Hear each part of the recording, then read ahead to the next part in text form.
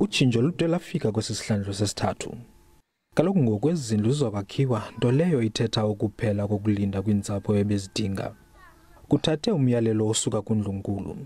Usapho lwakwaBhukashe olunamalungu ali-17 abathandathu kubo bengaboni luzoxhamla. Kukwimini eziqhaqhazelisa amazinyo njengaleya namhlanje apho usapho lwakwaBhukashe linqwenela ukuba indlu yawo ibigqityiwe. Kodwa ke ngongenelelo likamama uPemtshete balindele ukuba igqitywe.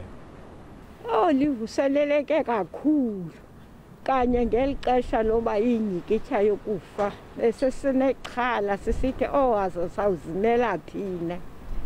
Ndiyavuya, ndiyabulela kuye uSisithembu. Iinkokheli zasekuhlaleni zonwabile.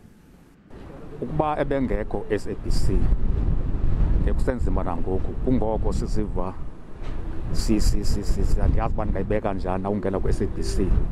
Isikhalo sabo bahlali sifike ezindlebeni zikasekela mphathiswa emva kokuvela kwiindaba ze-SABC. Bazongenelela.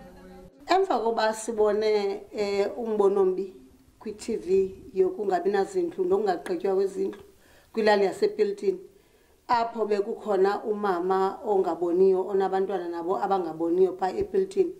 Ndiye ndathatha inxaxheba yokuba ndidibanise umeya kunye no-MEC ukutshekisha ukuba kumaxa bephi ezaa zindlu ziyaqaliswa ukwakhiwa ngo-Okthobha.